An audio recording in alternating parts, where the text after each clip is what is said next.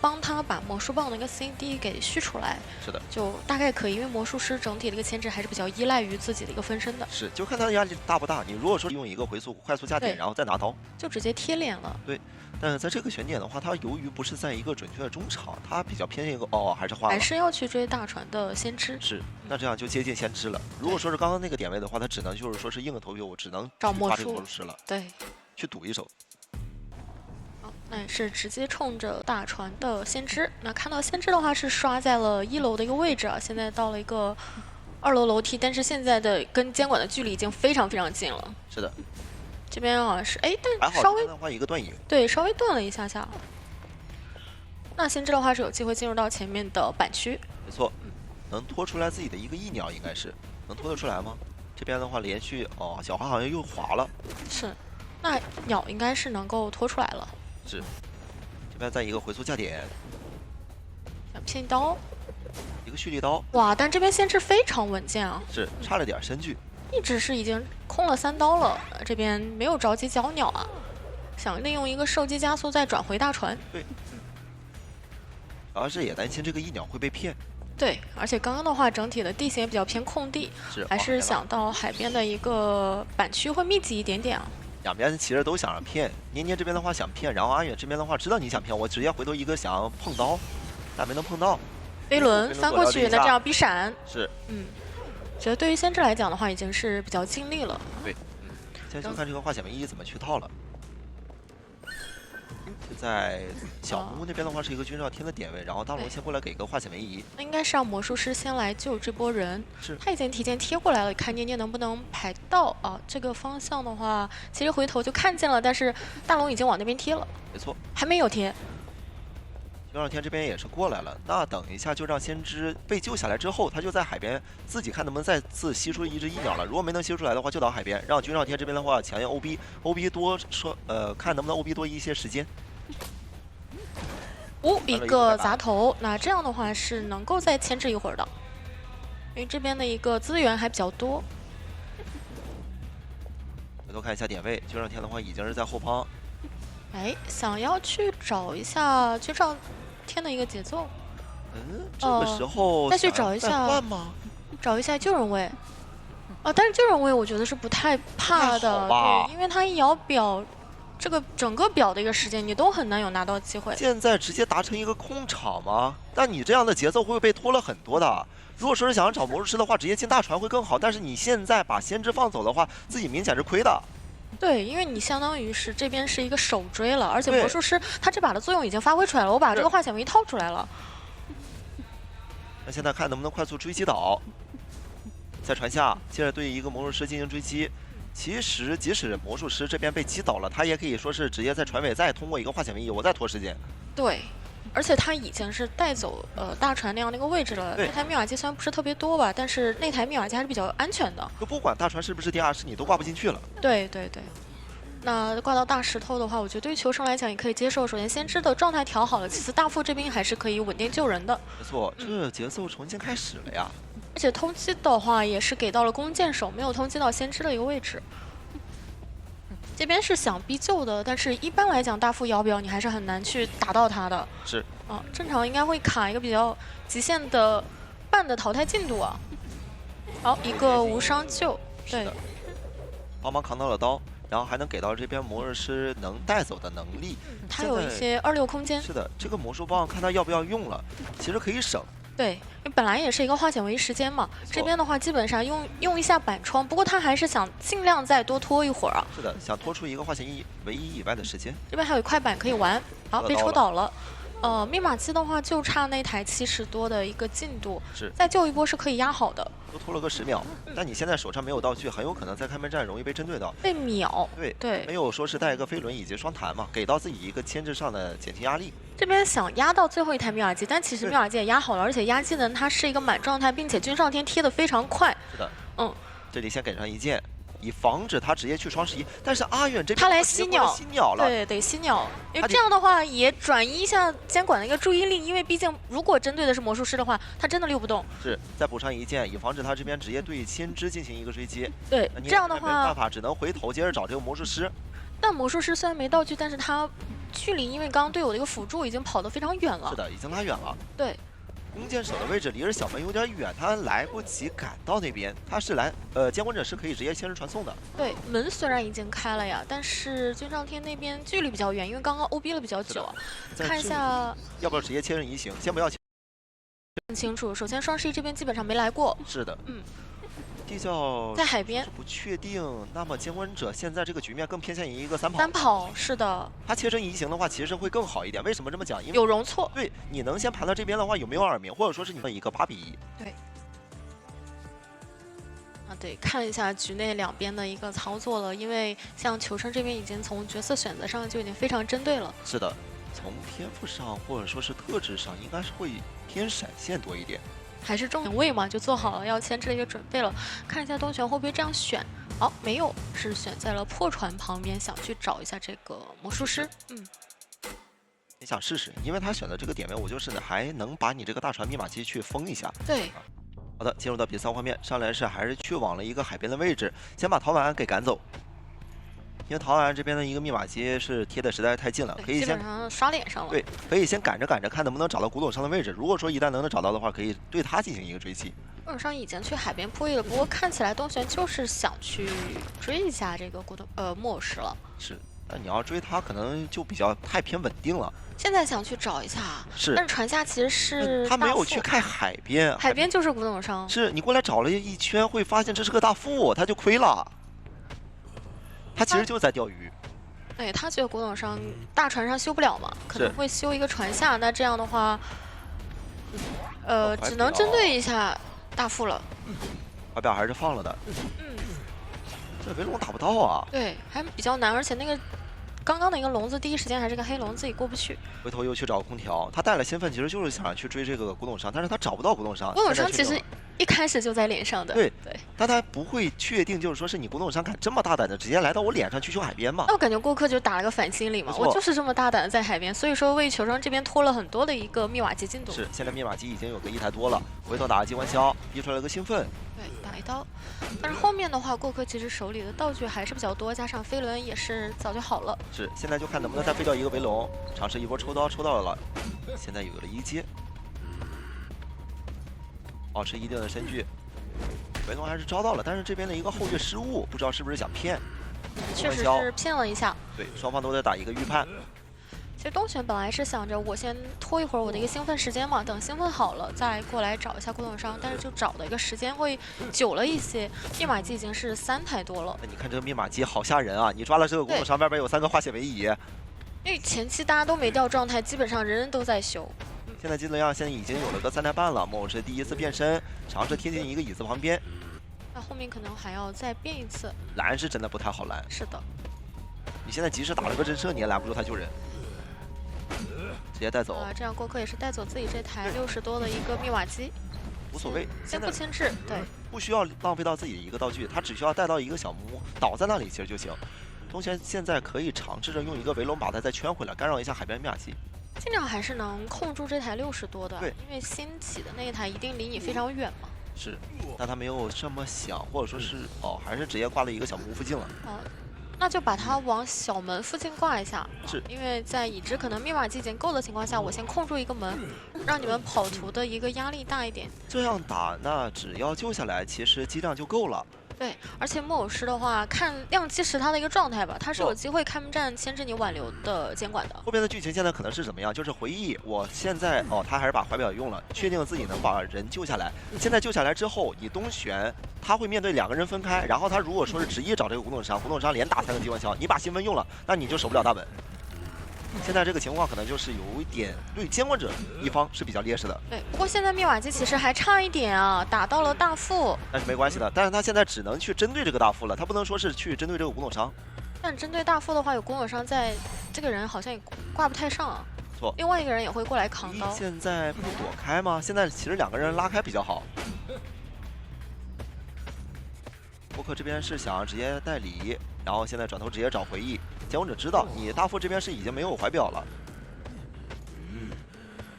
这里打了一刀古董商，那这里还是比较难去 OB 下来的。没打到墙壁上，连续2棍还是没打到墙壁上，自己的机关枪也是浪费的太多了。是的，这样的话，能够挂上之后，两边的一个状态都不太好，像木偶师跟滚友伤都是3/4的一个状态。给到太多的气球刀了。对，他是想打下来，如果能够打下来，那对于求生来讲是非常赚的。我直接吃一个擦刀就可以亮了。现在救援上会比较难受。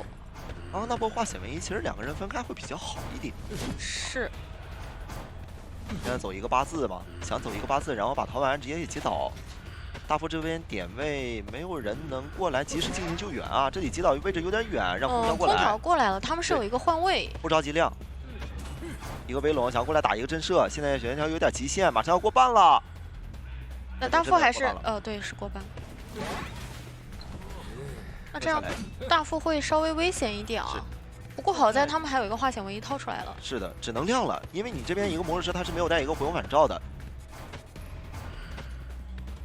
再一次变身，预判一下这边的一个出刀。倒木偶师之后呢，能知道所有人都贴不了那么快，因为当时3个人都在脸上，另外一个人在压密码机。他要不要打一个牺牲了？现在来一个人过来卡在脸上，然后让你监魂者呢，只能就是说是原地守，想要出来直接找这个回忆。他通缉到了回忆，回忆没有道具，而且上挂飞。他想把回忆秒了，但这边一个后跃失误，他只后跃了，没有把围龙放出来。再放一个围龙。这边想把大副直接完成击倒，完成一个淘汰，然后再回头去守这个小门，完成一个3抓。他的想法是这样打的。另外一边人扯是能扯下来，不过门可能来不太及点，两个人还是要分开。而且挂上的一瞬间是通缉到了魔术师也是空调的一个位置的，是，所以他现在至少能确定空调的位置。我觉得，从保平的角度上来讲，直接去找一下魔术比较好。是的，这两个人只要分开了之后，你这个局面只能就是说是为了争这个上限，只能保个平。这样的话呢，刚刚耳鸣消失了，他应该知道人是已经拉走了。不过你再往这边排的话，那边也有地窖。你这个愿力值可不够啊！如果说你在这条路走到底的话，大门一走，那边就走地窖了。应该是拦不住了，因为现在耳鸣不够了，还没出现。是的，这个方向是没有人的，方向盘的其实是有问题了。对。那这样大门一走，就可以直接走地窖。来得及吗？来不及。求生来得及。是的，监管者来不及。是的，因为本身他阅历很少，而且第一时间是没有排到准确求生的一个走位的。克制女巫也没有特别的被克制到。首先守墓人这边的话，像你的一些放狗技能基本上没有办法，那你的一个追击节奏起的就会比较慢。没错。选在了小推的位置呢，脸上最近的是一个守墓人。然后守墓人肯定是不会去的，他最多就是说，好，进入到比赛画面上来是直接先去往中场。看一下中场这边的话，确实要提前拉走啊。是的。到了中场之后，他并没有想要去，还是想试一试找一下杂技，因为他确定就是说你选择大防，那么其他可能就是携带了一个化险为夷。对，你的点位是比较安全的。还是想试，他还是觉得气象这边有可能会去携带一个单化险为夷。那气象这边其实是有飞轮加有道具的。是的，追击上其实并不轻松。对，可能还是找杂技会更好一点。这里进行了一个重新画，直接画了一个高级云，画了个3级云，直接往回飞的。对，又回到了红毯的一个位置。只有一个寄生，这边可能要提前盖板，没有提前盖，博弈成功，没有被这个寄生给出到刀。这点位是有点被架住了，再使用一个风，哦呦，连续2个全卷住，正好2个都走到一起了。未曾见过这种场景啊！就好在如果后面有几个，其实那个风命中了，后面就是要吹几个了。是的，但是很少啊。这边再一个强风，直接把对面给卷走。那这个牵制的时间已经是很及格了，拉起来了。对，现在你都没有放狗的一个时机。现在自己的寄生也直接被卡住了一个位置，这里吃一狗其实硬吃一刀没关系，不需要再卡这只狗了。对，往回拉，往回走，因为寄生跟原生都已经被他拉到了同一个方向。没错，他只要往回拉，其实这样。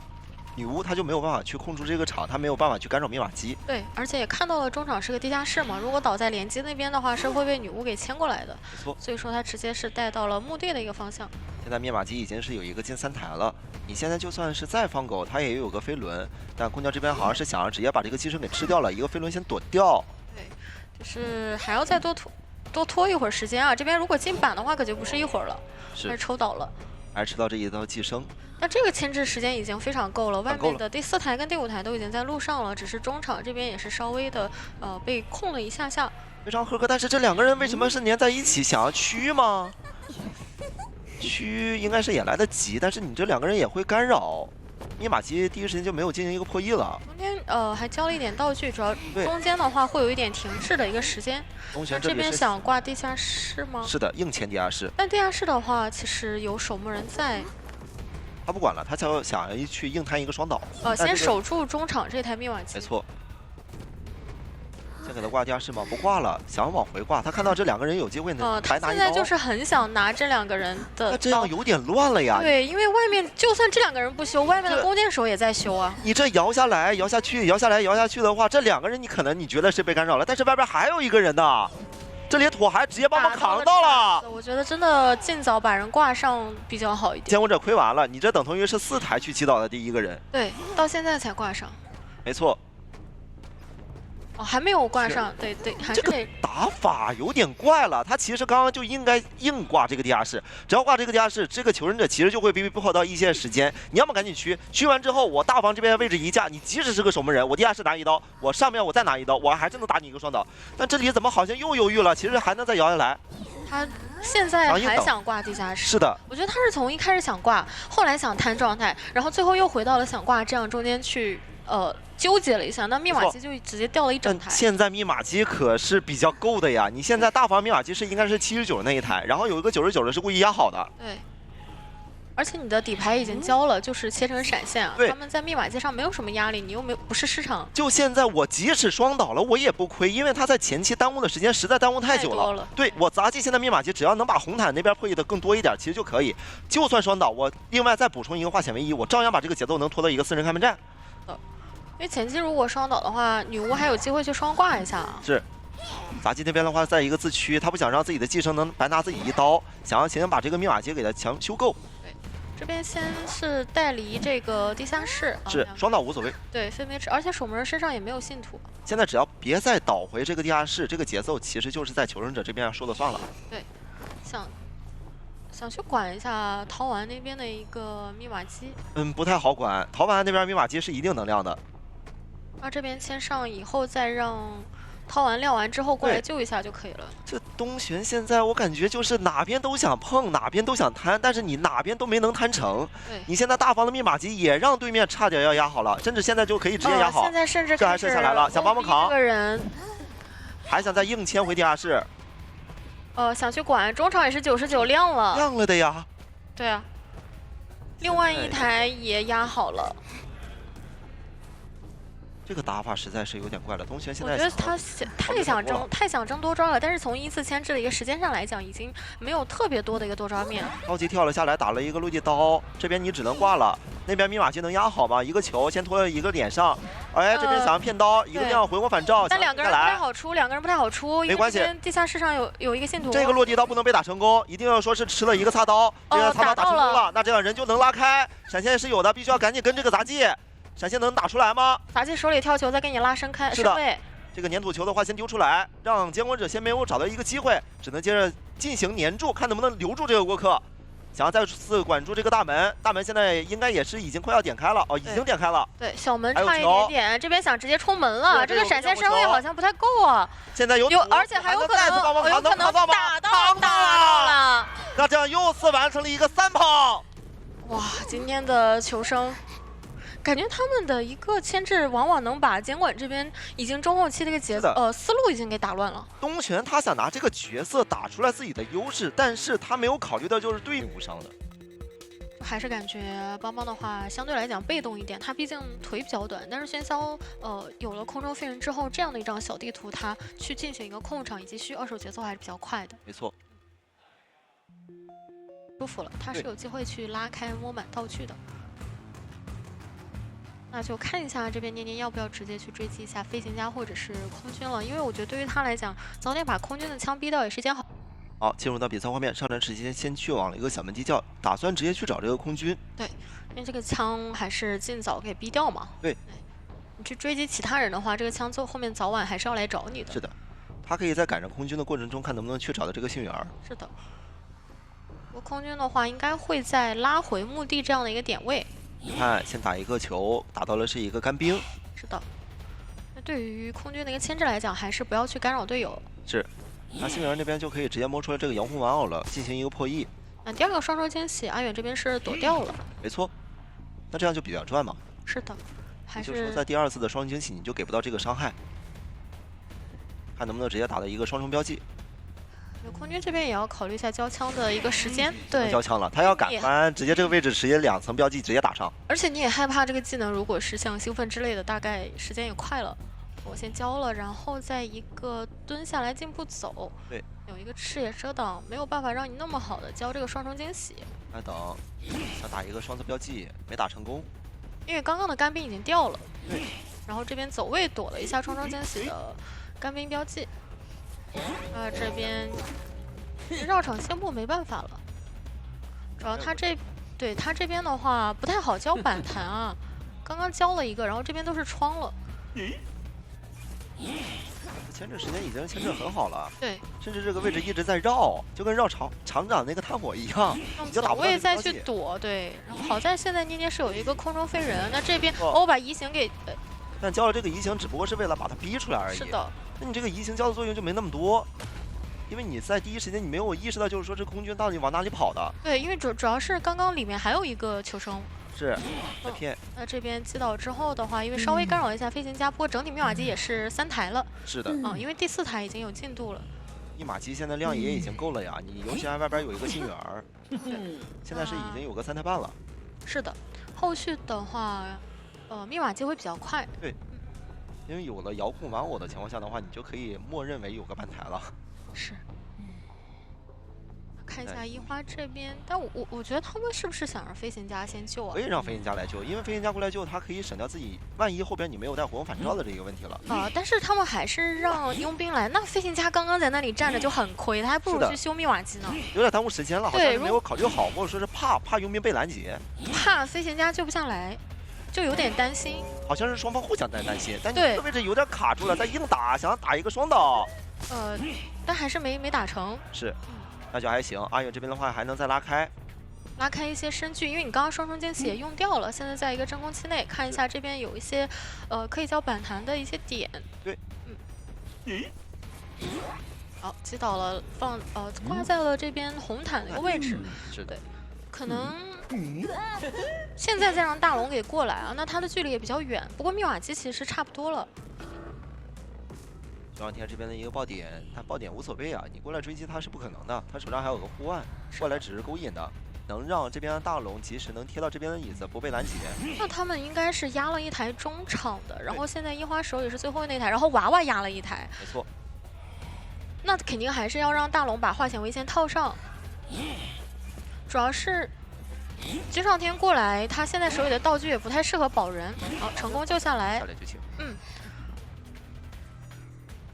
有一个弹射的一个加速啊，密码机的量肯定是够的。新源这边又摸出了一把希望枪，我觉得还差一个人去修中场啊，这个中场好像是不是那么够啊。这个98的密码机有人碰上了吗？不是，因为主要是因为军上不是大龙他倒了，那个机子他没法修，只能让佣兵修开了以后再自己去补。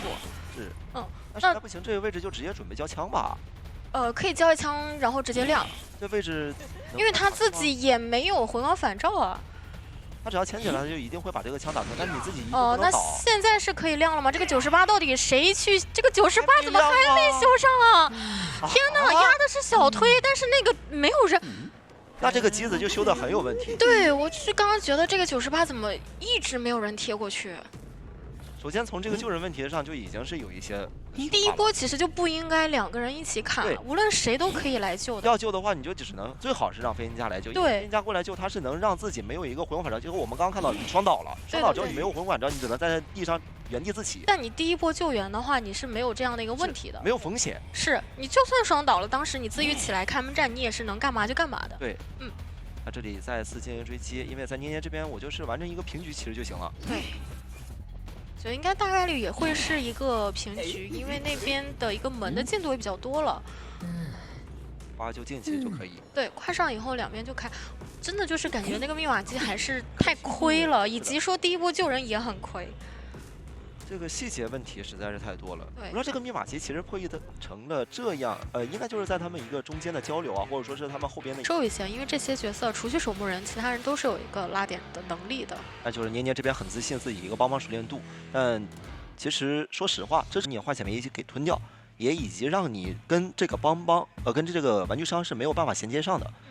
如果说两个人没有搭配上的话，那这个追击节奏会偏向他这边很多。是的，守门人拉。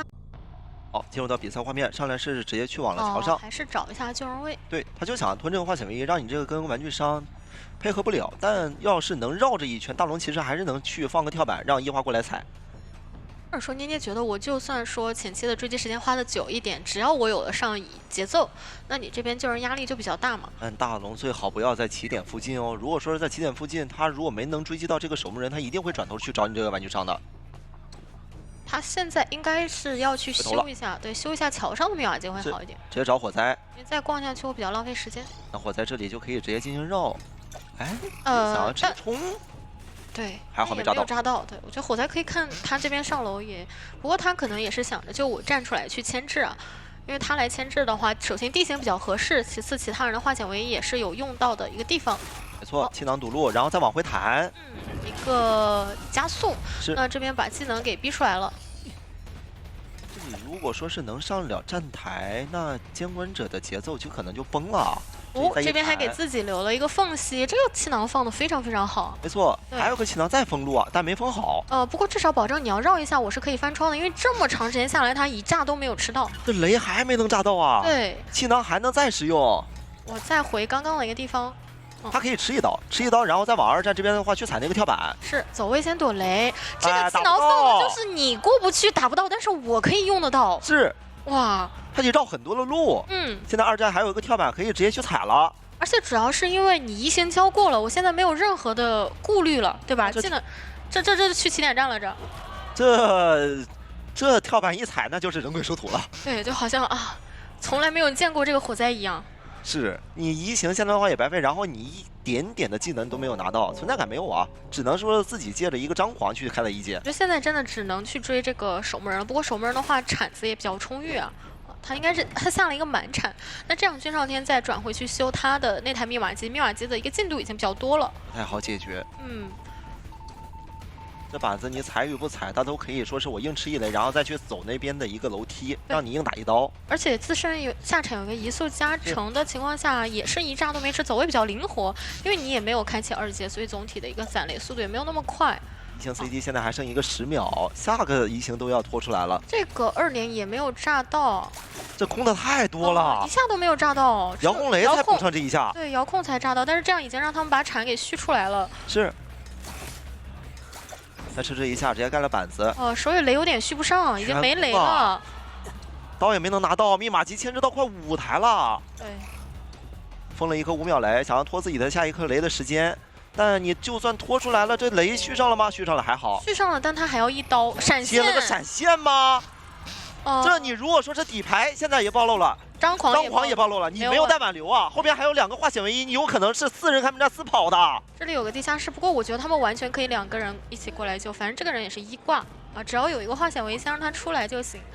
不过阿远他自己也有机会直接救，因为本身他一个气象学家是可以下地下室的。讲道理，现在化险为夷直接让他倒了一个狮子级小猪，然后其他人冲一个门就好了啊。甚至他们如果说是想要去点这个大门，点这个终点门就行，点上终点门，到时候再接一个化险为夷，4人齐刷刷就全出去了，你拦截不了。因为你现在底牌已经暴露了，这边2个人一起来就可以了。对，2个人都是有高低差，我就可以。最好是让玩具商来救，因为你现在已经被炸到了，哪怕吃一个回光返照也不亏。还没有吃高温，还是提前救，那直接亮了。是这样呼唤的话也给到了，守门人现在还有一个呼唤。守门人可以牵制，但是这个信息可能对于捏捏来讲是未知的。你这解决不了啊，闪现 CD 也没有。你如果找玩具商如果去终点的话是不过好在终点应该没人这可找不了玩具商，玩具商还有跳板。终点有人开呀，终点有人开呀，这可能会这没有锁定追人吗？这可能会4跑的。气象这边的话还有云，3级云一开，其实也能直接出门。这里还有这边一个护腕，一个技能。哎呀，行了，我觉得就可以不谈了，直接走。拦不住了，对你这门口拦谁呢？谁都拦不住。那这样完成了一波4跑，我还是觉得这个帮帮选的太大胆了。这阵因为这个阵容能站台的角色不是特别多，像冒险跟入殓的话，2个人都很白板。对，所以说他们俩的点，尤其是像冒险家的点，一定要藏一下。终点跟鬼屋这个点位其实还是常规思路了。因为东玄觉得就是我不管你们怎么选，这把我留一个的话，我反正就选在鬼屋这个点，鬼屋这个地形还是比较。啊，看一下东玄直接去鬼屋吗？这边的话是空调。是的，直接去往鬼屋，但好像是躲的是外侧吗？哦，躲的还是里侧。我以为他是刷在了一个鬼屋外。那这样东玄确实不太好判断，因为不知道你是不是在楼梯上，但是空调它已经反走给拉远了，但是一个回溯，不过它是进步走啊，所以说没有漏太多的脚印。这样好像能找到了，找到了，意识到了，对，意识到的话就只能平地拿一刀。那这第一刀就很快了，灵柩也看到了，没有放，因为他刚刚原地直接放了一下这个灵柩嘛。对，所以说他现在还得有一点点僵持啊，是一个放灵柩的一个时间。这单化显位仪怎么牵制啊？你只是个白板啊。可能就要在鬼屋后进行一个板区博弈了，拉点拉不走。但这几块板长板都已经被踢掉了，东玄这边也很稳啊，没有跟你打别的博弈，我就是。但只是盖板没有用。对，下一块踩一块嘛。那密码机的话是3个半台，冒险家已经挖了半张树叶。没错，一旦被击倒了之后，就看这个化显位仪了，一定是要靠一波化显位仪，没有化显位仪，直接让他自己使用灵柩，那就有点加速这个淘汰了。对，所以说第一波他们是让陶晚安过来先救一波。是的，他想要帮他辅助进行 OB， 进行一个拖延的前可以陪跑一下。是，直接回了。他好像刚刚是没能确定陶晚安在这里，所以回缩。因为陶晚贴的比较快，是，很早就已经在后面躲着了。那先拿一刀必救。对。有一个换位，但砸不了板。只能说让空调的身位远一点。是。但这里应该也不太好去上车，因为歌剧的一个移速实在太快了。最好小说家是过来帮忙扛这一刀，然后让他去上这个车。就是拿命换他。对，先把他给换，因为他已经上过乙了。你不拿命换，他自己就只能直接反了到时候。那移形直接过去了，甚至说他不交移形，我直接赶过去，因为距离太近了。那再挂上移，可就是直接淘汰了。那看一下空调的话，已经是下来了，还是选择了一手静步蹲，因为直接去拉点的话，这边没有意识到人在哪儿。我到吗？哎，但是刚刚站起来了，刚刚站起来，哎，但是这个移形又钻回来了，所以他是没看见吧？他应该是没看见。哦，他真的是没看到。对，看见的话不就算移形钻回来了，然后说看到了你再钻回来，这个今天的比赛我就真的是没看懂了。看一下，对，左边再去找。还要找吗？他其实，那应该就是换一个人了吧？是，只能找个过客了。对，他过客是个，他还想找，我觉得这个时候真不能找了。我觉得最好就不要找。对，就是现在赶紧找一个人进入一个追击节奏，然后打他的针对。这时候能找到过客吗？脚印好像已经暴露了吧？应该是找到了的。主要是刚刚看见他在这儿修过，对，就算提前没有脚印，他也知道你在这了。密码器能强调吗？他身上有一个49的树叶，那直接强调掉了。进行博弈。那等一会儿队友其实就可以在这边的一个起点半场打一个4人开门战了。对，所以说对于东玄来讲，他不能挂的离门太近啊，而且对。化显位仪，我想想。还有很多啊。入殓和佣兵也都有，让谁来救呢？你如果说佣兵现在来救，到时候开门战就没有说是一个完整的状态，硬扛这个压了。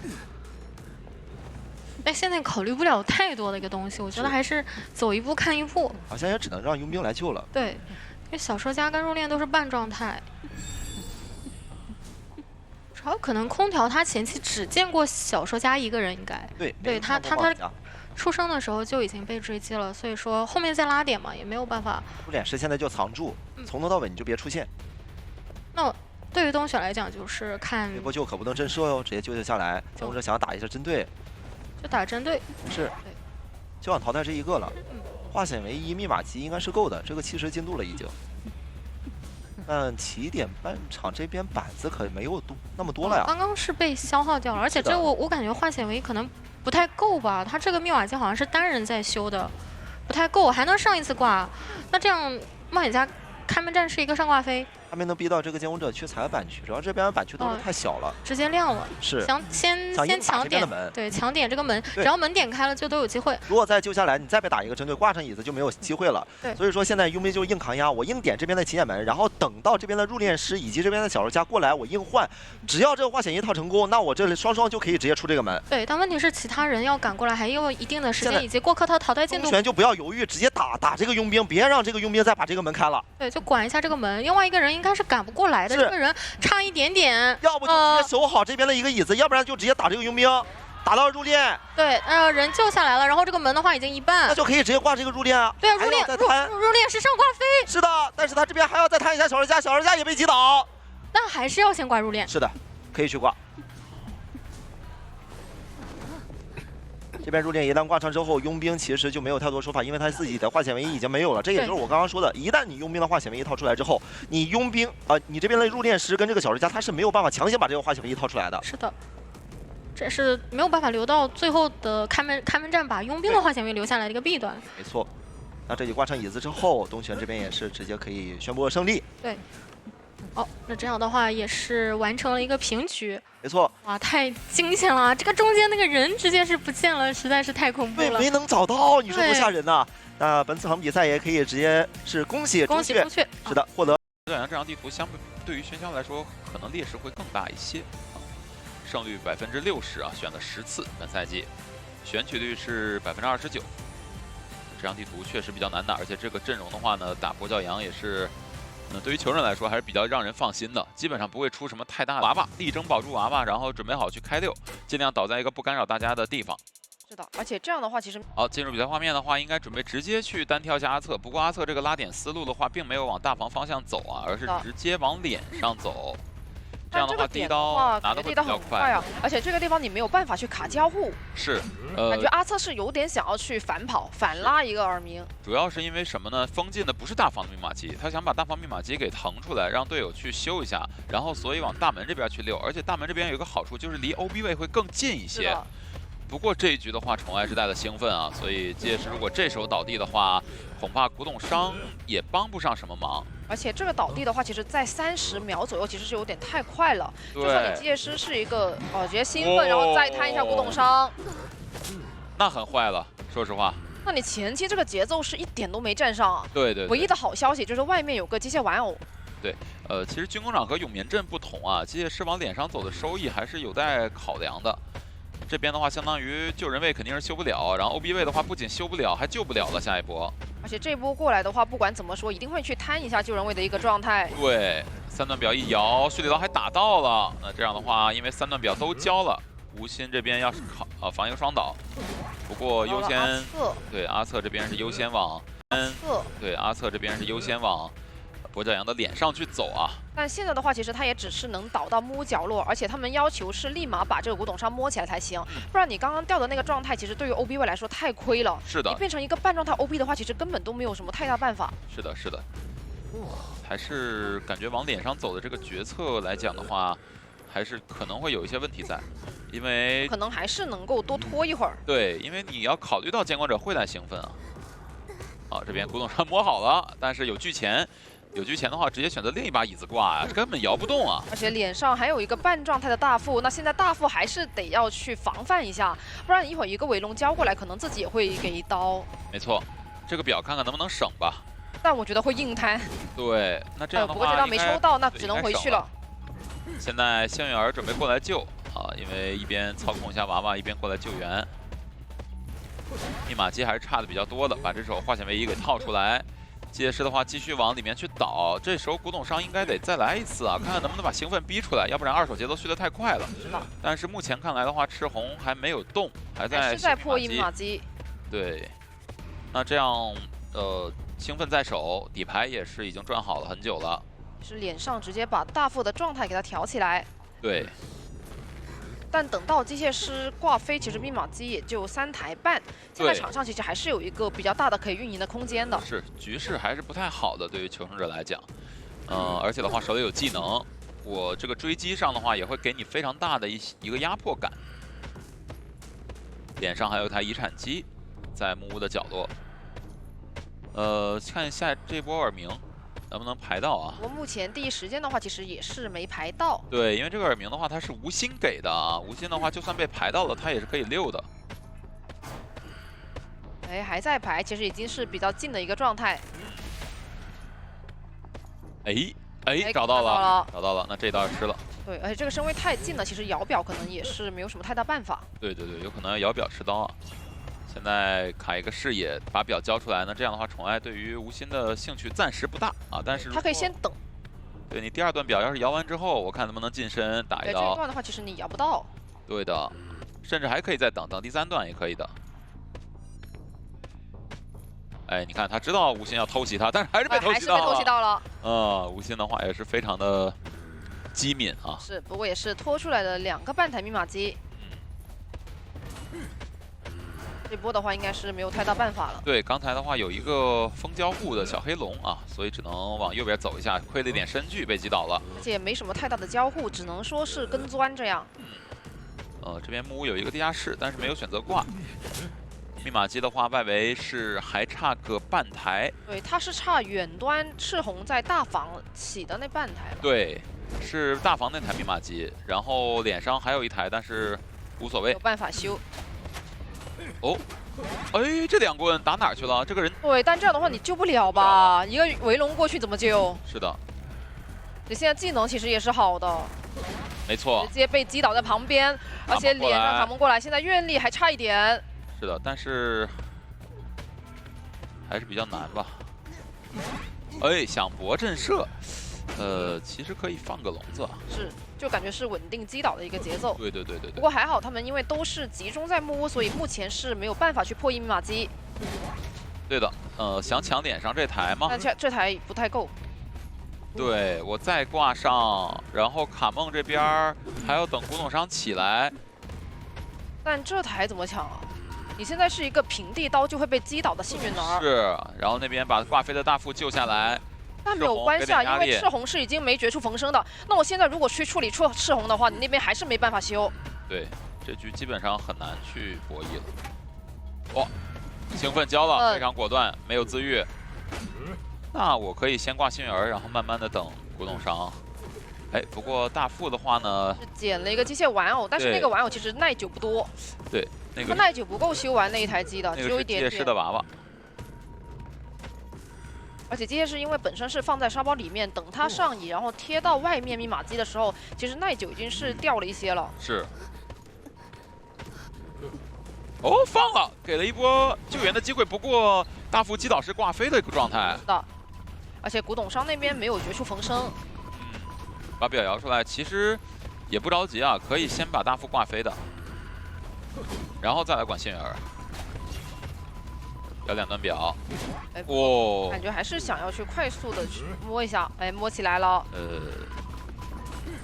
可以先把大副挂，可以先把挂夫，真可以先把大副挂飞，对，大副也起来了，啊、大副也起来，那边机子又能动了，大房机子又能动了。而且大副他是一个上挂飞。感觉让他多活了挺久的。对的，密码机还在操控。现在反而是给到了一些机会了。哎，这个局不对劲啊！一会儿密码机就要亮了，真不开玩笑。宠爱是觉得不过这边卡梦倒了。宠爱是觉得那边密码机没人修吗？那边应该是幸运儿的娃娃在修吧？幸运儿娃娃已经没了，看一下那个娃娃。那边修不了的，那边不够，要人过去补才行。因为玩偶的耐久已经不够了。对，看来得无心自己过去才行。是的，但是无心已经是提前过去了，所以现在的话，其实他们是有了一个能够开密码机的机会。没错。只是说现在古董商其实也在脸上。摸到了。好，摸到了，那确认的位置，直接选择先举一下古董商。对。哇，这有巨前就是自信啊！这大步走的，而且那边的椅子其实已经挂的差不多了。是啊，但是他还是能够签到在外围的椅子。好，现在是一个满挂的古董商啊，就看看大副半状态。而且宠爱他是选择了切移形过来，先去排一下大门的方向。但因为这个地方是有2个机械玩偶的耳鸣的，所以他要排的话，其实还是要这个应该是幸运儿。这个是机械师的。哦，机械师这是刚刚刷包的那个爆点了。那感觉有点毁了，能救到倒是，但是还是那个问题，古董商没有自愈。然后大副这个上挂飞，哇，先击到赤红的古董商，不过古董商已经是快倒地淘汰了。但是如果说是没有手持，哎好像然后看到了脸上已经看到的话，感觉是比较难支撑。好像看到了，哦，直接被击哇倒了。没办法。那这样的话是完成了一个第1局的4抓。宠爱虽然说中间有能救我就救，我基本上只救1波，因为我只有逃脱大师能够保证稳救下来这个人。是的，所以他们先抢这手逃脱大师的话，其实也是跟我们赛前所说的差不多嘛。对，因为对于年景的一个角色池来说，我觉得军工再商量，对吧？不过这个选点的话是选择把先知放在大房，那年景如果选在墓废墟里面的话，其实先知他开局就会有一个跑图的时间。如果好的，进入比赛画面。往木屋方向走啊。那果冻的话呢，先往沙包那边2台密码机，看选择是直接开始在外面修了，然后487。年景是有点想要拐到中场去追一下救人位吗？对，他是想来中场看看先知的一个位置有没有暴露。然后不过先知其实也是在附近，想要回头去追一下小说家。那可能在年景的这个思路里，这个点可能会是先知啊。一般情况下是先知要修这台机的，从大房过来，因为大房被封锁了嘛。不过他们没有这样选择的是果冻过来扛压。一个5秒雷，感觉这下中了，中了，炸到了，直接交换吗？但是这个2连躲一下啊，但是身位会让一下，可能要被架死在沙包里了。对，不过这个点的话，第一时间年景是没有发现小果冻的走位是往里面去转的，帮了一下，但是无伤大雅。主要这个确实是比较少往里面转，可能对一般薄板会比较多。对，对啊，直接中了。啊，落地之后交飞轮，交的是慢了。这下的话，这个夹缝中生存了一下，对，要不已经倒了。缝。但也差不多了。前面的话，这个2连就差不多了。给个实体刀。那小明的话就在脸上，这个椅子要不要往里边挪呢？还是往大房方向能挪吗？如果不挪的话，就在这儿准备就挪了。好了啊，挪到大房。换到那边。对，然后再扔一个烟炉。而且刚刚的跑点上面，487是选择了去了4合院，先把中场那台修开。是的，这局密码机速度不会很快啊，一方面没有什么修得太快的人，另一方面的话，开局487他是在跑路的，这波基本上救1波就完事儿了。哎，没救下来，刚才打出一个被动没救下来啊，不过还是有惊无险把人扯下来了。所以的话，想要去炸一下，不过被这个雾给挡住了，看很难丢过去的。对。而且这个地方的话，哎，不是他直接换小明了吗？小明感觉没有太大必要啊。换小明的话，小明可就可以卖了哦，完全可以不救了。我还可以挪一个不干扰大家的椅子。对，而且他们现在的话，其实只要跑1个就行，跑1个的话换抓。哇塞，小明，这个走位是真的吗？这个走位。躲4连啊，然后把盾套出来了，那边还摸满了，小说家身上还有个圈。哇，小明这个赛季的表现太夸张了，然后小明太稳定了。对啊，你看他的数据也能看出来。直接选择挂到了沙包里面。哎，这个椅子还挪不挪了？这个椅子我觉得挺好的，其实要不算了吧。然后外围其实有个487在破译，其实感觉没有太大必要去挪。对。而且从他们这个走位来看的话，其实小说家那边是要绕过来救人的。哎，这个点不影响大家呀，主要是，对吧？我在这边待着，我救不救的，咱再商量，对吧？啊，可以小说家这边但是号鸟救吗？但是鸟这样给这个，哇，这个博弈这一块啊，你不敢说话，刚才根本都太窒息了，这个博弈。号鸟险些没救下来，对，而且那只鸟是挡到了个雷，对，挡到雷了，不太好救的。是的，反正你看，先知保1波救1波，然后陶大师稳救1波，就2波救援，把邦邦的手语节奏是完全给搞没了。对。然后外围现在就这个人如果说不管的话，外围就各起1台机，你邦邦只能顶多管1台，对吧？开门战咱们说跑1个，他是非常有希望的。是的，现在的话是选择了沙包里面2个人去合续台，可以挪了。可以挪了，啊，这一次挪1波，挪到屋角落，然后小天那沙包里面的话就更难了。小天想过来再救一下，教授还有被动在，被动炸掉，还有个飞轮，但是，哎，要不要不先飞轮呢？要不哎，不是，撤了。不行就不救了，那边已经有人过来偷了。对，好在这边只是一个吸引啊，这要是真救的话，我感觉是够呛救下来。还好是小果冻从后面已经是绕过来了。是的不，过小果冻是没有带回光返照的。没错。哎，这波直接炸倒。但是无所谓啊。对，因为那边直接让小天去贴大门就行，然后我脸上再送你一个。没错，小游家这边挂上之后，我脸上可以有一个人在卡，这个人送给你都可以了。487那个位置是在大房地窖点，手里有移形啊。而且他们是2个人都在卡，这样的话能够保证，不管你是管门还是管人，起码都能至少跑一个。直接选择移形去大门，还没有移。主要是那边有人在卡，就是他但是好像能救到啊。487啊，这个把握机会能力太强了，刚离开椅子没2步呢，你就把人救下来了。然后还是2个人在卡，那确实没。年景那边就防了一边，所以另一边是直接过去了。哇，这个雷确实铺满了，没地方可躲。那这样的话，应该是一个3跑局了。487直接往大房地窖点跑了。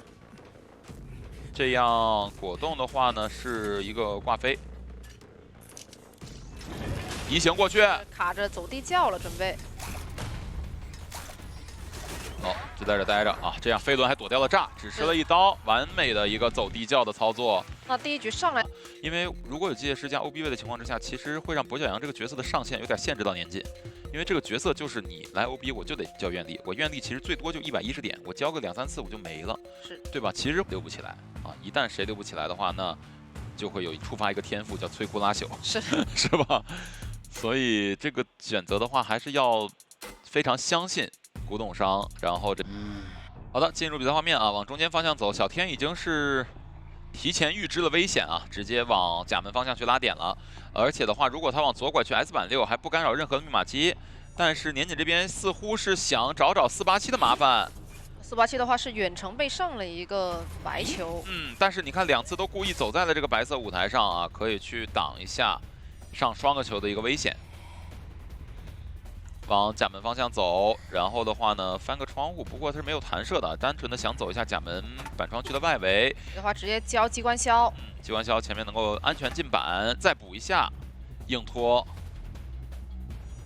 但是这个点的话，等双重惊喜加止戈结束之后，还是在白球上吗？哎，但这里的话也是上到了一个粘土舞台的，对，那没办法了，回来的话就有了。是的。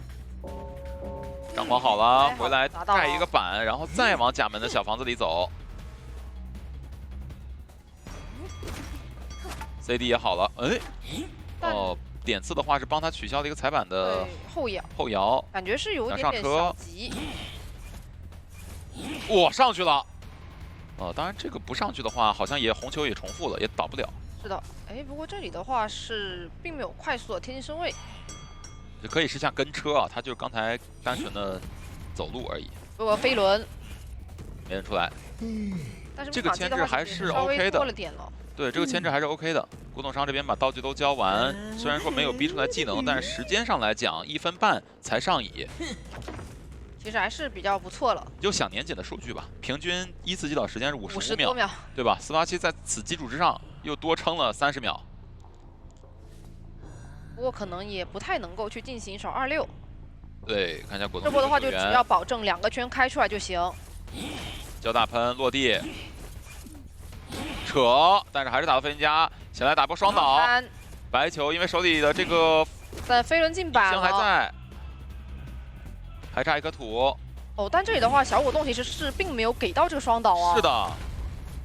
但是移形也是非常的精准啊，直接找到487这边是肯定是溜不了的了。是的，就只要导到一个离密码机那个狂欢之翼尽量远就行。对，飞家那边去修一台新的密码机，火灾查员火灾查员是30多那台，他和飞家应该在一起啊。他们2个是在合抢一台。对，佣兵过来救，分开了，分开走了，把那台留给小天主动那边。红球粘住了，有点危险。但是救的话倒是问题不大，弹过去，就看一下掉不掉状态，直接扯这个状态，这一下的话一个回身走位没有打到，终于是补上来这一球，但487其实也是给到了一些机会了。小明的每次救人都这么吓人呢，对吧？对于监管人来说，每次看他过来就胆战心惊，有点儿。直接过板。最后一个双重惊喜现在还没惊吓标记还没上到，没办法了。他其实已经是拖到化血为夷，差不多结束了。是的，现在场上就差最后半台的密码机，然后外围的话就状态要注意一下，看一下飞行家这边要不要调一下状态。但飞行家的话，目前他的一个走位其实是离得比较近一点点的。通缉到了小天，他是场上唯一一个满状态，这个通缉对于年锦来说也不是说很幸运啊。上楼。但小天的话其实也是卡在后面的位置。对。 所以第一时间并没有快速贴近到小天的身位。其实追小天的话是成都狼队非常可以接受的，他一个满状态、满道具，而且还有回光返照，有回光返照，感觉就是让放他出来被追的。只能说这个通缉确实有点难受啊，通缉到一个满状态。那现在的话，其实小明的那台已经是弹走了，双重惊喜躲开。回来先把气囊清了吧。 因为他2个气囊其实交的还是比较快一点的。独栋这边第2台的话就无所谓了，反正外围有袭击。然后现在年检不击倒还不好走，因为走了之后独栋这边立刻37开修，还是得想办法击倒。哦呦，哦呦，直接是快速击倒了。小天牵制喧嚣的时候还是有点太想转点了，他太想转点了。那这样的话，看看是要放了直接移形，还是怎么说？还是要挂？挂的话应该是放了直接移形了。 对你这样的话，才能给求生者没有一个修机的节奏，因为他要摸这个人。是的，而且其实小果冻这边的话是没有一个回光返照的。是。这里可以考虑交飞行器了。对，交一个喷气背包。也至少得倒离那台密码机。空中飞人现在马上攒出来2段了。但是佣兵已经在调整小天的一个状态。过去飞轮也没有机会去按出来，把小天的状态调整起来之后的话呢，独栋那边也可以开修，然后小明再过来执行一波救援。 哦，他们选择直接修 S 版去了，因为觉得独栋那台可能不够。独栋那台30多不够，就是给小明的压力太大了。是的，因为这个点的话，其实基本上就是你要直接去逼小明的位置。对，如果说小明没有扛住压的话，密码机不够，有可能要被多抓。不过这边护腕被打断了，可能还是有一些危险。我还在走位，但是密码机其实马上就要够了。还在走位吗？ 哇，还在走位！面前，我的天哪！还卡到了飞行家的半，这个救人真是难以形容。主要小明他救人太稳了呀！不是，我很少见就是喧嚣放出双重惊喜之后救人位只上1个球的。对，他就是一直在硬走位。哇，这个护腕又不行，而且还是护腕没弹的情况之下。是。 小明这个牵制，小明这个救人有点夸张了，说实话，真有点夸张了。哇，这里还是没上到，这还是一个什么腋下躲刀吗？这，而且这里还是在交了双重惊喜的情况之下，刚刚是1个球都没上到。不是吧？不是，小明现在身上就挂着一个粘土舞台的了，但是那边门开了呀，过去来不及了。 哎呦，能说什么呢？小明真神了。不是，我觉得今天如果能够获得这个比赛的胜利的话，我觉得小明手上去争个多呢。而且这个阵容的话，其实可能争多上面就是靠个人牵制，然后把这个密码机速度一补，有4人开门战才行。是，对。这一局的话，可以什么呢？带个快踩，对吧？ 快踩挽留底牌，或者说是张狂挽留。点上是气象跟逃脱大师，对，都可以追啊。往左侧走去找气象的话，他进独栋那一段路是比较开阔的。对，那段路。进入比赛画面啊，直接往无心的方向走啊，感觉这个救人位都是需要经受一下考验的，对吧？不过这边的话，好像还是拐过来了。拐过来，因为他把墓地的窗户给封了一下。 啊！但是你看，逃脱大师打大象师的点就在这儿了。我放一个雾之后吧，一方面不好找，另一方面呢又穿透不过去。是的。哇，这刀，这没招，只能硬等消失。是的，不过这个地方的话，感觉有点机会了。哎，出来了。但是你还是那个问题，第1刀是免疫的呀。是。 80多的一个辣，84。前密码机的进度其实掉的真的挺快的。对啊，因为他们一报说要追无心的话，每个人立马填密码机。是的。哇，顺便还解个晕，你说这个？但是位移的方向啊，有点没对准。是的。不过这个点的话，其实可以移回去，感觉，所以他选择了先封你的窗，然后再移回去，没招了，直接打倒了。那是接近2台吧？啊，2台，然后这边还有个地下室哦。如果挂地下室的话，我的逃脱术还逃不了脱。那还救吗？蜡像师的地下室不救的话，又怎么多呢？救的话又怎么多呢？现在这个问题。 是吧？现在其实宠爱他的目标是冲着一个保平去嘛。对啊，我挂个地下室，你要是不救的话，我有挽留，基本上不会出什么大事儿，是吧？你要是救的话呢，可能还会给我更早的开2阶。这的话直接拉钩过去，落地刀，落地刀了呀！但是加速能够，感觉能扯下来，对，但就是能扯下来。是，因为落地刀之后，我也有个小僵直嘛，啊，也再来一个落地刀。 感觉甚至可以回头一下。对，其实我是觉得，因为你无心他的一个逃跑方式比较固定的，现在回头了，哎，但是还是没选择吗？对，其实我感觉可以开一下。不过他选择了开2阶，对吧？就是你要么打双倒，要么你开2阶，总得干一个事情，就怕是这边定住了，回头又放弃回来，这边又2阶没开，对吧？你只要干一个事情就是可以的。然后这波的话，可以继续把逃脱大师迁到地下室。宠爱现在就是把保平2个字写在脸上，是吧？ 还不好说，因为这把其实救人上面我觉得还是有点压力的，是，所以这波的话不能被排到，我甚至可以不救了吧？还救吗？对他不要被排就行，就他可以不救，对，但是不能被排。哇，这个点，这能封住吗？啊，没封住。不过那边的话，感觉是季影肯定是不救了，肯定是不救。过来了一下，然后2阶蜡像师真不是闹着玩的。 但是有移形，直接到2楼，他是把窗户封住。一下卡梦那边的节奏。对，把窗户封住，但这边还但有另一个地对变换的话还好。没错，季影直接起墓地的密码机嘛。起墓地的话，卡梦也是倒的墓地啊。是。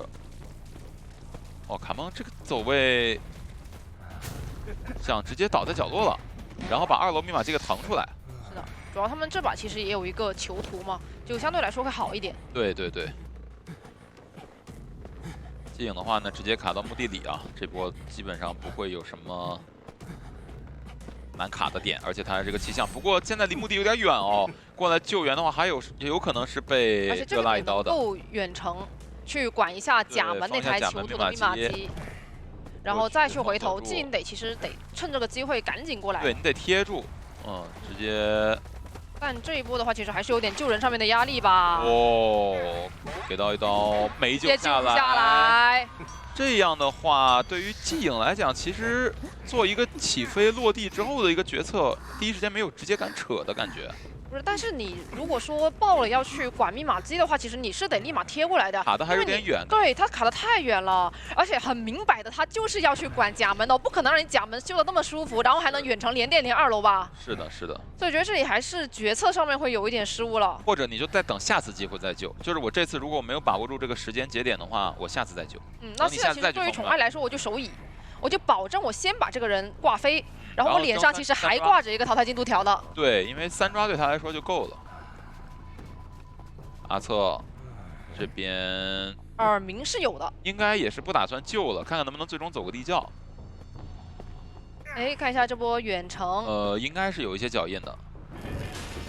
直接移形过来脸上。先过来。那边气象其实还有一定的淘汰进度条，但很难走了呀这边。再封一个蜡块。 热辣，一刀飞轮翻过去，但是人还没飞。是的，而且这样的话，宠爱那边可以先去站住地窖，感觉是一场旷日持久的斗争。没事，攒蜡嘛。对。封住交互。哎。那没关系啊。没事，就双方都不着急。我等飞轮。 然后我等被电的有点麻了，是吧？电麻了就不会挨电了。哎，91，哦，100，过来给到一刀带走，那这样完成了一波4抓，也是要恭喜成都狼队，2比0带走对手。今天的成都狼队状态真的是太好了，确实太好。监管者上来2把4抓，甚至说这把他是会破的非常舒服。没错。然后如果说你拿跛脚羊的话，可能说主动权还更大一点，毕竟他可以选择带走时长嘛。那对求生者如果为了卡关注效应，是有可能留下一台比较多的密码机被他给踹掉的。最重要是喧嚣可能在一阶时候，在高低差的时候比较难受，但跛脚羊他不怕。这样的话，他有一个大房可以进，而且这样的话，开局会有一个视角差。跛脚羊必须先走到中场的位置，才能有一个透视差，看到右手边的一个机械师。看他是往大门还是往大房去。来进入游戏，看一下机械师这边怎么选。对，果然是拉点，但没有选择把娃提前放下来，而是选择用来准备扛刀。先捏在手上。哦，到密码机对，边上到密码机旁边也可以，对，这样直接放下来，就相当于娃娃打名牌，我不躲。是的，先拿一刀。这第一刀拿得很快，磊磊还是控了一下娃娃的。对，渊里还是要稍微再等一等，看一下下一个围龙。如果下一个围龙能秒的话，其实娃娃也会被辐射到。对他娃娃离得不会太远，这个地方想骗一个砸，但是好像圈回来了。但这个走位其实很危险啊。没错，因为你看磊磊他其实在控娃娃的时候回来有一个视角差，他没控好，很容易就会被跛脚羊的围龙圈到，并且其实他们有一个很好的起溜位。白鹿这里选择挂地下室，其实感觉不是特别赚，因为求生者这边是有守墓人的，而且你挂地下室的话，刚好机械师他可以多修一会儿。对，管不到娃娃了。但你看现在其实挂到这里来，是贴过来了，这个位置可能要被逼救了，来的有点早。看一下这个笼子，不过这个的话应该是能提前下去，不过白鹿要看看能不能要逼救了。这个位置逼救的话，感觉还是拿不到太大收益啊。因为淘汰进度其实也卡的差不多了。先提前放个围龙，放起来，出来再打，给刀，很稳，还是打到守墓人身上。对的。那其实对于白鹿来讲，他这一波手椅并没有赚到更多的东西啊。但其实不用赚特别多，因为白鹿他节奏本身就非常固化了，很稳的，求生者很难去突破他，而且手里带着兴奋，哪怕古董商来保也保不出什么效果。没错。他的这种兴奋就是防止什么呢？防一手机械师他倒到非常偏僻的角落，然后古董商过来 OB， 就哪怕你放了笼子，他也有可能拆掉以后过来打你2下机关消。对的，再来看这一波，周末已经卡到脸上，这个位置还是比较精髓的，求生者是可以考虑要不要直接卖了的，因为刚白鹿挂起来的时候是没有看到这边周末的一个位置的。是，但这边其实带了化险为夷，我觉得是可以考虑尝试救一波的。这样的话，下一波让守墓人去找机械师的玩偶进行一波调整，其实求生者的状态不会亏很多，对，还能多套一个化险为夷的时间。看一下选择要救，但白鹿可以不急啊，他可以把人关外面。是的，因为你值还是挺多的。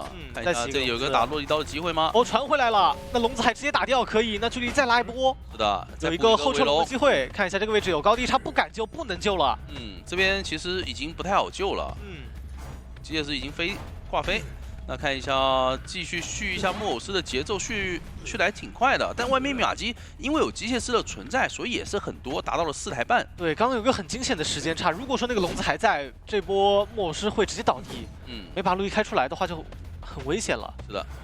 但现在看来，其实看了一下走位，兴奋直接交，哇，很果断啊！但是这已经要开门战了。对的。这个时候把兴奋给交掉的话，很可能开门战就没有技能了。如果把求生者挂在这个位置，挂在角落也还好，是他有机会能够打一个时间差，因为你看另一边马尾的密码机算是还没修开，有点慢。但求生者外面手上其实是都有带回光返照的啊。这一波选择主动出击，这尾龙直接贴脸，看一下古董商这密码机开不了，是有一个时间差的，想后撤围龙，但这个距离稍微有点远，没关系，这个位置只需要把马尾架在这里就可以，但马尾要想办法把这密码机点亮。8应该是强开掉了。他其实就算不打他一刀，其实马尾找到位置打出止格也是能够把密码机给开掉的。早点给一刀，有飞轮秀了一手，另一边救下来。那他们还得去破译最后一台99的，但是他们选择原地先治疗了一手。对，看白鹿这个位置还是想要去针对马尾。对，马尾的博弈的很好啊，在围龙范围内都没有给到机会。对，但一个小走位骗到了，把人骗回来给到一刀。还行，这样的话，白鹿开门战手里是有技能的，看能不能再打个上椅了。如果打不出来的话，其实那边求生者可能要找机会通电了。对，然后不给你拖消耗一下马尾道具也行。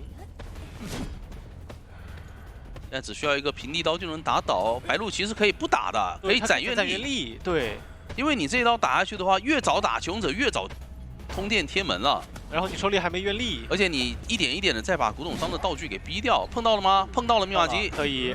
成功通电，看一下这个笼子很关键，这个笼子如果说击倒了，那开门战对球者来讲，哇，直接切散，这么果断。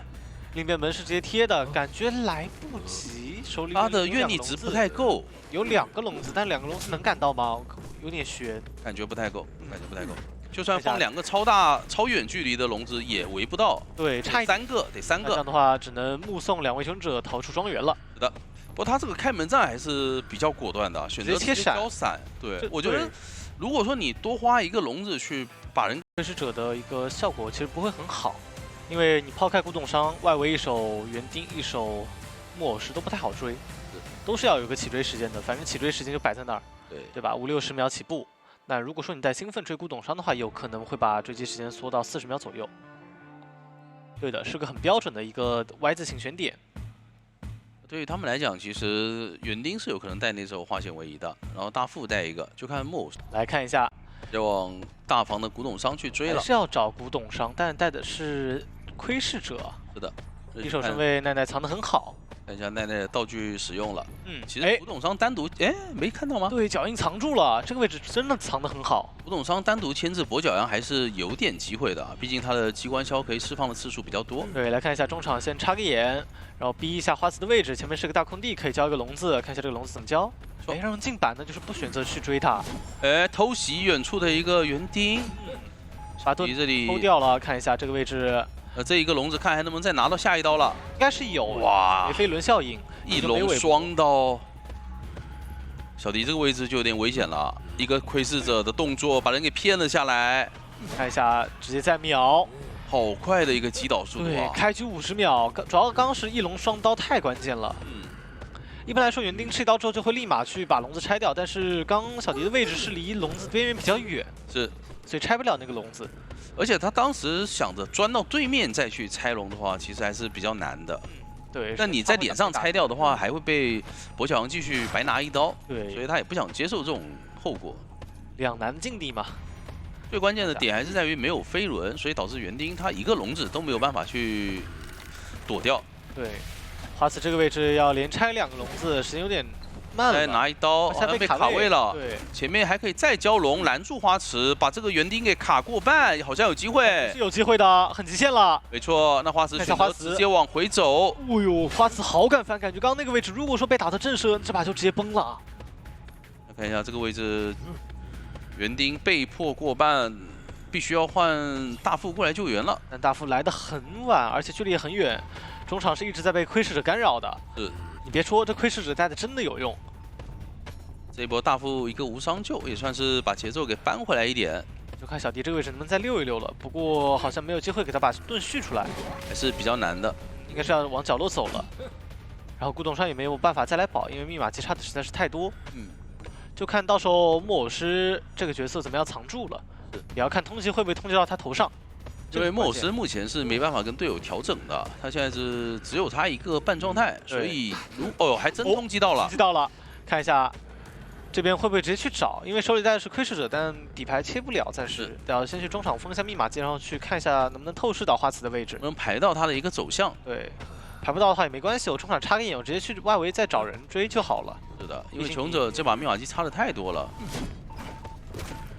有一个8字回头越过这个板子，但这边大副玩的很好啊，他是提前拉开了。对，我就不跟你玩8字龙了。哎呦，又一个反砖，这个位置应该是有一刀。没错。那下一块表必须得交了，不能再省了，再省的话可能要出问题。是的，这里就等你放了围龙再交吧。哎，没有。但这边这样被骗出来了。是的，那小谎言可不着急，可以稍微换一下，给点心理压力。奈奈这个位置不敢修，然后这个时候看看插个眼要不要回头。可以考虑回头，回头直接去找笑笑，但笑笑的位置你看藏住了，好像是翻箱子去了。杜装吗？好，哎呦，在脸上差一点点，然后愿力也够，这个位置要直接秒的。是的。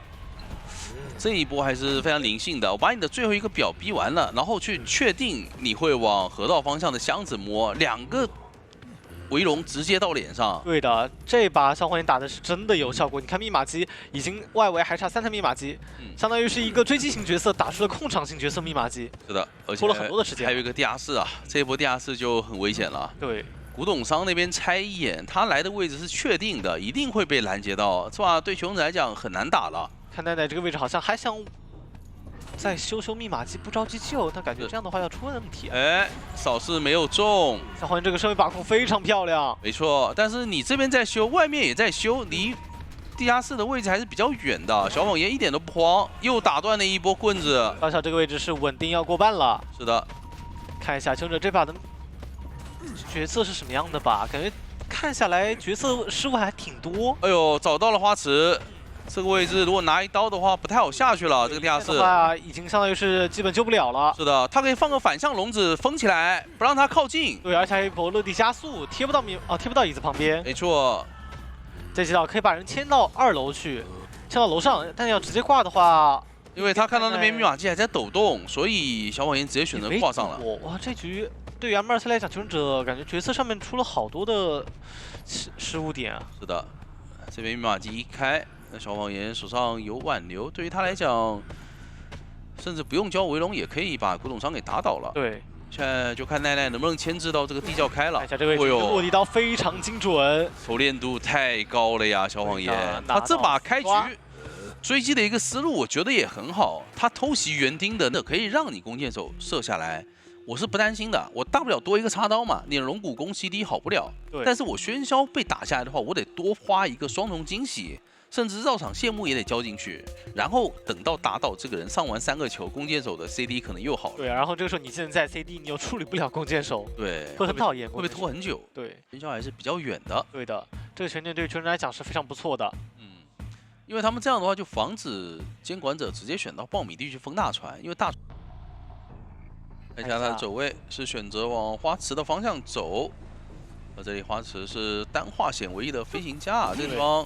能进大船，看一下第2段喷，还是上到了一颗球，中了一颗白球，而且这个身位还比较危险。看一下第2颗能不能极限上到，也有机会。那要等下一个双惊喜了。对，这边隔窗应该是可以上1颗的。对，上完土球之后，看一下下一波双惊喜能不能再命中1次了。哦呦，下板的后摇。直接拿到了伤害，对，非常快。那这里应该是要反向喷再回甲板了。看一下这个高喷怎么交，拖一会儿时间，但是道具被封住了，一直在封他道具。是的，所以花池也没一个很好的位置，一波30喷，没错，喷上甲板可以，没问题。其实阿乐刚才应该继续黏着他，沉默住，等到自己的一个空中飞人好了，或者说自己的一个双重惊喜好了，然后再去追击花池会好一点。对，但这波应该是有机会能够把人秒了。前面喷气背包马上好了，下一颗白球，还有一次双惊喜的复用，看一下这个位置能够架住点吗？可以跳下去，怎么说？拉了一下，但是位置没有拉好。好，这个位置看一下奈奈有没有来上班，没有耳鸣，暂时还没靠过来。1分12秒击倒速度对于阿乐来讲是一个非常不错的节奏。但是接下来还有手椅以及倒地 OB 这2个环节啊。然后你看逃脱大师逃脱术又开始操作起来了，这点真的很讨厌，好像直接换到大船上面去了。哎，看一下阿乐好像没意识到，哦，应该是猜到了，他只是在顺路看一下逃脱大师的位置。对，他刚刚一直没往这个方向看吧，应该也是猜到了。这个点位其实手椅应该是占不到太大的便宜的，毕竟逃脱大师他的一个被动是还在。对，有被动在就比较讨厌。然后甚至是直接进入了一个无伤救援。有一波下来。绕场谢幕一交，这个位置应该是有一刀，没问题。往下倒，看一下这里还想摊吗？这个位置是可以倒海边，然后看奈奈要不要来操作一下了。是的，好，奈奈已经过来了，对的。那这个点位对于奈奈来讲就很好发挥了呀。对，这个地方还有机会能够有一个减速，但西梦这个位置是直接牵起来。哦呦，直接命中要害。这一波双惊喜，看一下，直接击倒，很快的打倒。OK， 那现在你的龙骨弓没好，就看秘弩后撤秘弩卡位，是能挂上。没错，小迪在外面也已经摸了一把枪。我觉得奈奈得切过来帮忙卡这个球啊，不能让飞行家进入一个双重击直接打倒的这么一个状态。不是交互键嘛，是射下来之后看要不要再扛一扛球，能够操作更久。哎，再交了一波秘弩。这样的话，为了保自己的状态啊，那就看下一波救援下来以后，弓箭手能否保住了。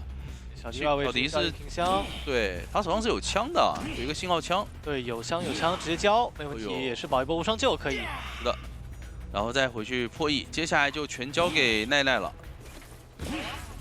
远程的双惊喜熟练度很高啊，而且你会发现阿乐其实他一直在忍着，让自己不用去教双惊喜，他双惊喜教的时间点都很对，是的，都是最好的那段时间。他就卡在了花池下板的那一个时间段。对，他在之前手里的时候是根本不想教的。哎呦，这个思路非常好。双11的这台用机械傀儡给开掉了。水娃娃可以去找一找小迪，这个位置小迪手里是没道具的。猎移行来到大船找人，但大船上的密码机也是马上要开掉的，所以他这一波也压不到遗产。有一个隔窗球的机会，可惜手上是没有空中飞人了，不然可以直接跳下去的应。该是有一刀。不急，看双惊喜加点。可以上到了一个球，直接跳过来，再拉一下可以双球。哎呦，但这个双惊喜有点远了，远了，对，可惜差一点。如果刚丢在脸上，说不定能秒的。没错，那这个点位，小迪感觉能牵制起来啊，毕竟还有一个飞轮，还得等到下一个双惊喜，对，还要再机会搏下达到。一波。看一下这个位置，阿乐主动出击，说有一个交轮的机会，对先粘住，再交土球。那也应该是省一省打开门战再用了。把人挂海边，这样的话开门战可以管住一个大门。但是另一边奈奈密码机是离小门比较近的那一台啊。哎，是的。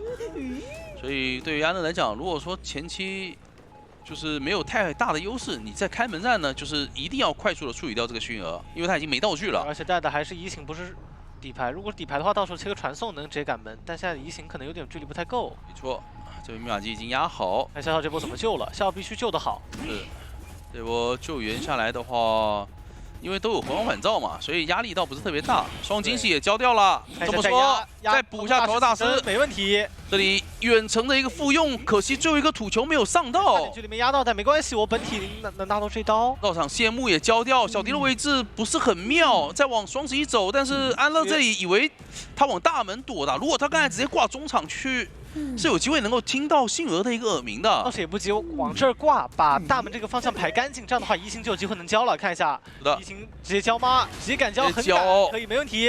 然后落地双惊喜，有耳鸣，要不要探一波距离？这里空中飞人跟上，脚印已经看到了。那这个位置小迪就很难走了，手里只有一个飞轮效应，然后弓箭手那边门点完这要过来接应的话有点远，感觉。是的，他必须牵制起来。小迪这里，那这个位置被夹到角落很难牵制了。弓箭手应该已经去管门了，这里很漂亮的一个飞轮顶掉了。那重新上3个球要很久，还差一颗土球，死活上不到，哇，真的好远啊！没错，咫尺天涯，说是。小迪老师这一波飞轮清空，帮自己的队友拖出了一个接近20秒的时间。奈奈直接过去救人了。那边救下来的话，得重新点大门，就看阿乐这里能不能来得及了。会有个时间差，两名撑准应该是一个点门一个分过来，然后看要不要再救一波。是的，但幸而这个位置是已经2挂了，对，时间可能有点不太够。还有机会拦，还有机会拦。如果能够找到奈奈的话，这一波是可以3的。可以交双惊喜，看一下探一下位置，但想来想去应该是要直接冲门。对，管门的话，其实奈奈那边已经不太来得及去。哎，再回头管门啊，已经来不及救人了，那个淘汰进度，但是他不确定，而且双11只有地窖，我感觉这一波应该是很有机会跳地窖的，毕竟飞轮还在手上。还差一个红球，得红球粘住，但不着急，撕裂值很高了。他在等，他在等挽留。是的7、6，很极限。红球哎，好像封住了吗？3、2、1，最后1秒钟！哇！哦，哎，这是挽留最后1秒把人打倒了。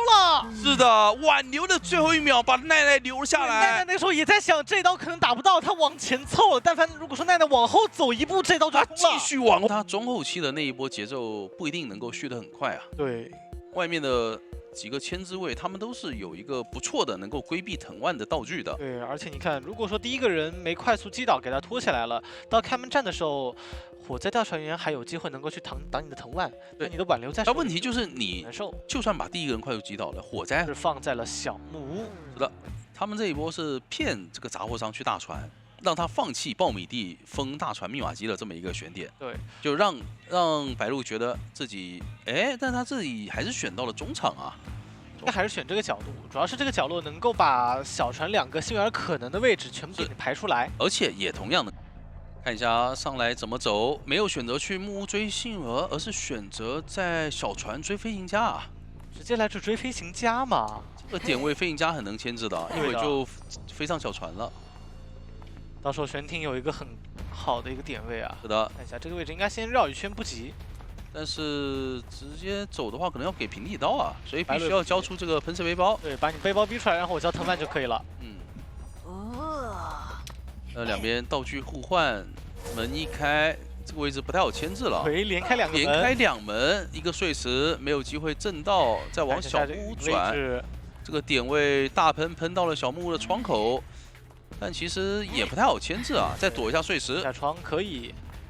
前面白鹿是交掉了2个开门，我觉得有点伤了，导致自己在小木屋这边没有一个开门的机会。他想直接把这边飞行家直接秒了。移形完喷气背包，马上能够续好，前面再开一门，但这个板子离这个门实在是有点近啊。对的，周末想去卡这个板子，卡这个门，但没卡好。但其实很难卡吧？这种地方我觉得，要不就直接走。对的，离这个地方远一点就好了。难操作。哎，这个地方走板，不过迅儿没有过来。前面迅儿应该是想过去帮忙尝试交一枪的，对的。但是队友刚好倒了，所以导致他也是白跑了一段路程。那这一波看一下怎么安排救援了，好像佣兵是贴过来了，因为迅儿是被通缉的，应该是让迅儿帮忙勾引一下。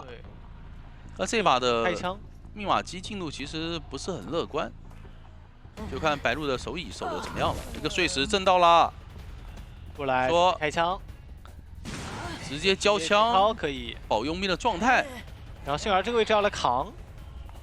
要来扛的话，但是碎石啊，藤蔓虽然不好交，但是碎石是可以交的呀。对，那这一波的陪跑的意义在哪呢？就是还不如赶紧回去破译小木屋的密码机。对，木屋机子已经停滞起码30秒了。对，因为他本身已经是过来帮忙救人，然后在飞行家要倒地之前，他已经是动过的。对，少救很多。现在等人挂飞，应该第4台、第5台也只能刚碰上。就是对 GW 来说，求生者他们可能会少个2台整机。对，而且白鹿这一把通缉真的很好，还通到磊磊这个场上化险为夷的人。是的，现在白鹿手上的技能也马上好了，下一波2台整机，其实对白鹿来说也有机会可以去争多抓。对，求生者这边是考虑直接卡了卖了，因为你把人卖了，所以可以让杂货商存到很多的技能。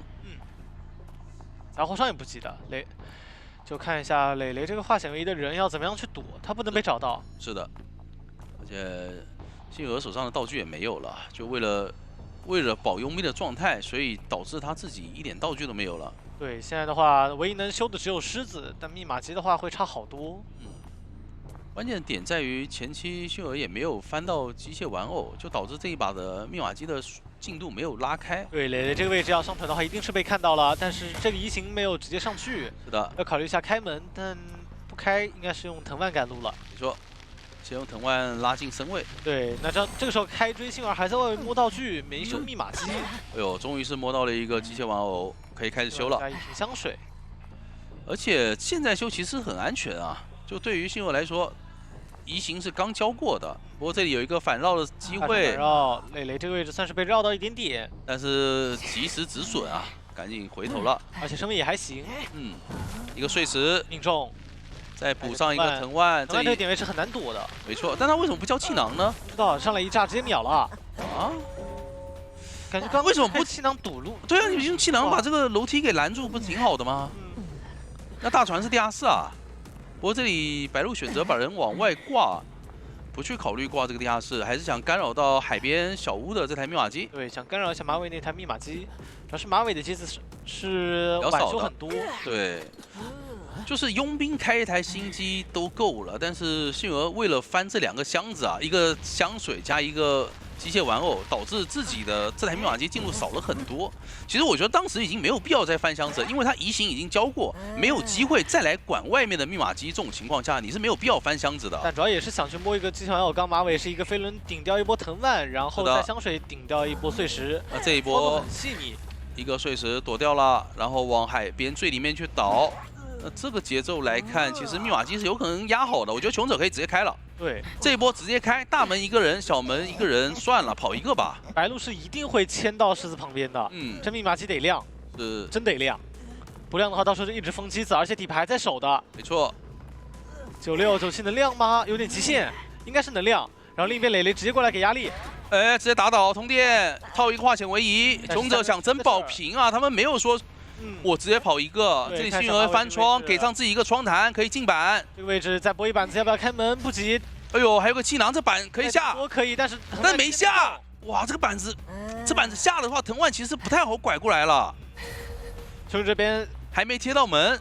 但是门还没有碰上，开了。对，磊磊是直接去地窖脸上等着，然后又让佣兵开门，佣兵来给压力，也行。这一波把幸运儿挂上，其实还是应该会进入到一个2个门各1个人，然后跑1个的这么一个节奏。看一下，对于球来讲也有机会，这边直接交传送，那另一边磊磊直接放手。对，佣兵这个位置是有机会能走地窖的。是交互案直接进小木屋。这个位置主要是没给脚印。这里还有一个耳鸣，他觉得好像还有人卡在边上想偷门，能救到吗？有线，感觉好像是能救到的。再交一个互案，好像有机会吗？对，有机会能救下来。前面还有个气囊能。哇，这个气囊能用上的，能用3次的气囊，我的天，神了呀！你从小木屋回来把人给救了吗？是不是？那你要再追狮子，我感觉要保平了。对，因为幸运儿这一波去管走大门，你监管者已经没有任何办法可以去管了。啊！我的天！ 然后把佣兵给打倒，但是幸运儿那边感觉已经要到门口了。这个点位再挂上，但是已经没办法阻止这个平局了。是的，火灾以及幸运儿直接冲大门，那这样的话，马尔 C 就在今天输给了 GW。是的 ，GW 也是完成了一场非常精彩的以下课上。